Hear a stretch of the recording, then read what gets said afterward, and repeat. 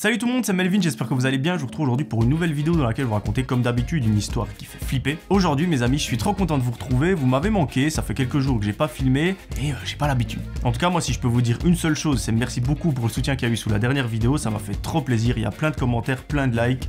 Que demander de plus? En plus de ça, vous êtes très nombreux et très nombreux à m'avoir envoyé des messages sur Instagram, ça me fait super plaisir. D'ailleurs, je t'invite à venir me suivre parce que je poste régulièrement du contenu, que ce soit les prochaines vidéos ou mon quotidien. Généralement, je suis assez actif, donc ça peut t'intéresser. Voilà, je crois que je vous ai tout dit pour cette intro. Je vous propose de ne pas prendre plus de temps que ça pour passer à l'histoire. Éteignez la lumière de là où vous vous trouvez et on est parti.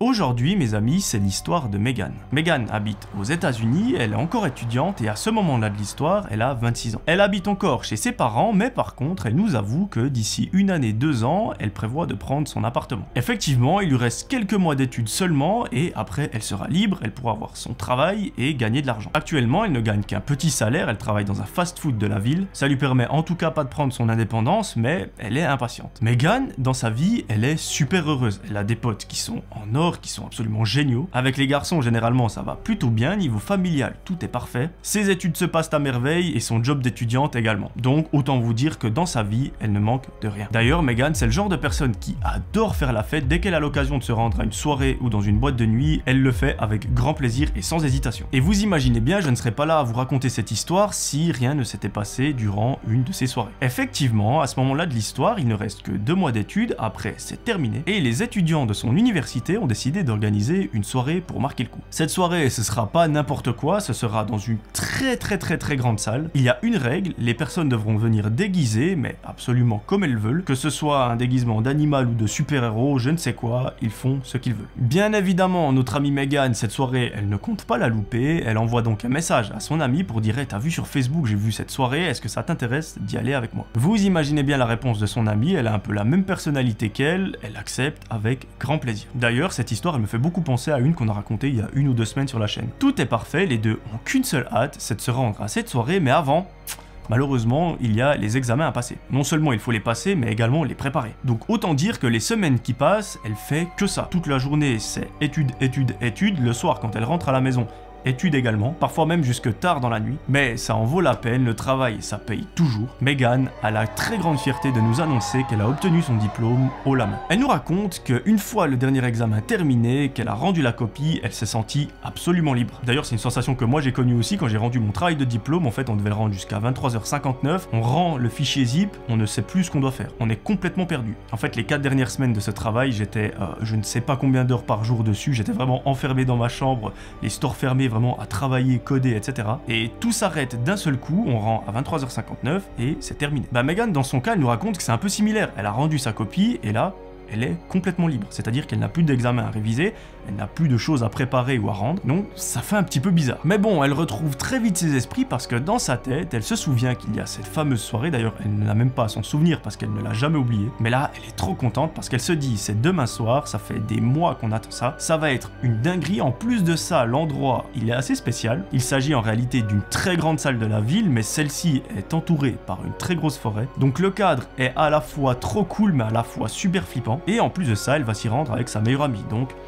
que demander de mieux? Contrairement à l'autre histoire que j'ai racontée sur la chaîne, Megan ne nous donne pas d'indication concernant son déguisement. À vous de l'imaginer, dites-moi dans les commentaires comment vous voyez Megan. Elle nous explique que le jour J, elle se rend à la plage avec sa meilleure amie, elles y passent presque toute la journée et vers 18h, elles vont se préparer chez Megan. Au bout d'une petite heure, elles sont enfin prêtes, elles prennent la voiture et se rendent tout droit à la salle où aura lieu la fête. À peine arrivée là-bas, elle voit plein de gens qui sont déguisés de 1001 façons. On a des mecs qui sont déguisés en dinosaures, d'autres en squelettes, d'autres en vampires, d'autres en rois, en reines, etc. Enfin, il y a de tout. Elle décide donc de rentrer dans la salle. Là-bas, évidemment, elle rencontre des gens qu'elles ont déjà vus ou qu'elles connaissent. Elle tape la discute pendant un petit moment et la fête commence. Pendant plusieurs heures, les deux meilleures amies dansent à fond. Elles s'éclatent comme jamais. Là, elles lâchent toute la pression qu'elles ont eue pendant ces derniers mois. Donc les examens, les travaux à rendre, les cours, le job d'étudiant, tout ça se libère. Elles peuvent enfin danser et profiter à 100% en ne pensant à rien, et ça comme sensation, croyez-moi, y a pas mieux. Megan, vu que c'est une très jolie fille, elle attire quelques regards durant la soirée. Au bout d'un moment, il y a carrément un garçon qui vient l'aborder, il lui propose de danser avec et Megan, elle accepte volontiers. Les deux s'amusent super bien, Megan nous avoue qu'elle a eu un petit faible pour lui, mais très vite, elle remarque que le garçon est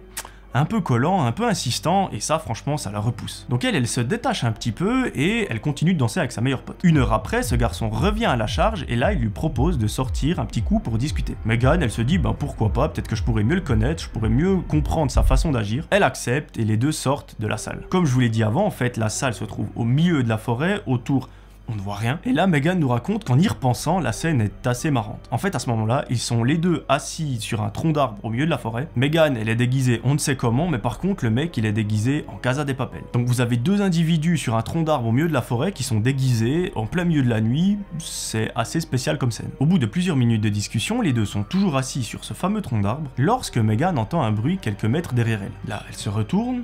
Elle ne voit rien, en même temps il fait super sombre, mais c'est pas la seule à avoir entendu. Le gars avec qui elle parle a également entendu quelque chose, et il s'est également retourné. Les deux se regardent dans les yeux, ils se disent mais t'as entendu ce bruit, c'est bizarre, c'est pas quelque chose qui est tombé d'un arbre ou quoi. On aurait vraiment dit que quelqu'un se déplace. Après quelques secondes à regarder à gauche à droite, il ne voit absolument rien et il continue la discussion. Mais 3 minutes après, ce qui va se passer est tout simplement terrible. Megan entend un très gros bruit, elle a à peine le temps de se retourner qu'une personne est déjà en train de lui mettre la main sur la bouche. Et non seulement il lui bloque la parole, mais en plus de ça, il la tire en arrière. Le gars avec qui elle parle a à peine le temps de se rendre compte de ce qui est en train de se passer, que Megan, elle est déjà plusieurs mètres derrière lui. Donc en gros, une personne est venue derrière elle, il l'a attrapée par le visage et l'a tiré en arrière. Là, on a notre fameux gars qui est déguisé en Casa de Papel qui réalise ce qui est en train de se passer. Il commence à courir en direction de Megan et il saute sur la personne qui est en train de la tirer en arrière. Heureusement pour Megan, la personne qui la tenait l'a lâché et elle a pu se relever et aller aider son pote. Elle nous raconte que là, la scène est totalement bizarre parce qu'en fait, les deux sont en train de se battre et elle a un réflexe, j'ai envie de dire sur le moment, c'est peut-être le mieux. Elle a pris son talon aiguille et elle a commencé à mettre des coups. Personnellement, je me suis jamais pris de talon aiguille dans la tête, mais j'imagine que ça doit faire pas forcément du bien. Et en gros, elle se bat comme ça. Les deux sont en train de se mettre des patates. Elle est à côté en train de mettre des coups de chaussure. Assez rapidement, les deux arrivent à maîtriser l'individu et ils se rendent très vite compte qu'il s'agit d'une personne déguisée. Il a un masque de fantôme, donc un truc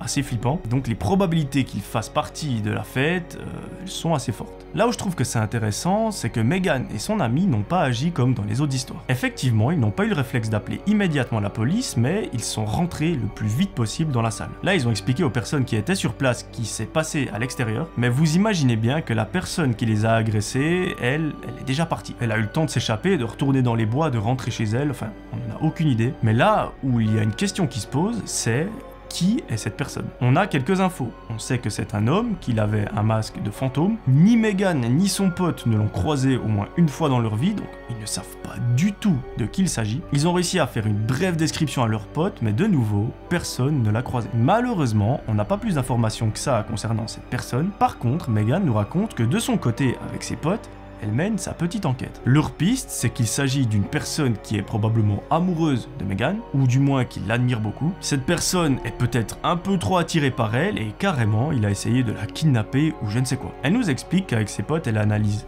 tous les mouvements sur ses réseaux sociaux, que ce soit la moindre personne qui la follow, qui regarde ses stories ou qui aime ses photos, tout y passe. Aujourd'hui encore, elle n'a pas la réponse exacte de qui il s'agit. Elle a cependant quelques pistes, mais rien d'avéré. Heureusement, elle nous dit que depuis ce soir-là, il ne s'est plus jamais rien passé, elle a pu terminer la soirée comme elle l'avait commencé, donc dans la fête et dans la bonne humeur, mais ça l'a quand même un petit peu marqué. Elle se dit, mais heureusement qu'il y avait ce mec avec moi déguisé en Casa de Papel, parce que sinon je ne sais pas où je serais. En même temps, est-ce qu'elle serait sortie seule dans la forêt en plein milieu d'une fête? J'ai un peu des doutes. Mais bon, l'essentiel, c'est que ça se termine bien pour notre amie Megan et on lui souhaite plein de bonheur pour la suite. Et si par le plus grand des hasards, Megan tombe sur cette vidéo, chose que je pense absolument improbable, bravo pour tes examens et j'espère que ta vie sera encore pleine de succès. Voilà, c'est la fin de cette vidéo, j'espère qu'elle vous aura plu. Moi, je compte sur vous pour me dire ce que vous en pensez en commentaire. Pour vous, qui est cette personne? Est-ce qu'il s'agit d'un garçon qui aime peut-être un petit peu trop Megan ou d'un mec complètement random qui n'a rien à voir et qui est peut-être un tueur en série, je ne sais quoi? Dites-moi tout ça dans les commentaires, je lirai tout, c'est promis. Je vous invite à me rejoindre sur Instagram si vous le désirez. Je réponds à tous les messages, c'est promis, j'en ai pas loupé un jusqu'à maintenant. N'hésitez pas à mettre votre meilleur pouce bleu, ça m'aide énormément à référencer la vidéo. Moi, je vous promets de vous retrouver très très vite. D'ici là, j'aimerais que vous preniez soin de vous comme d'habitude. C'était Melvin, ciao tout le monde.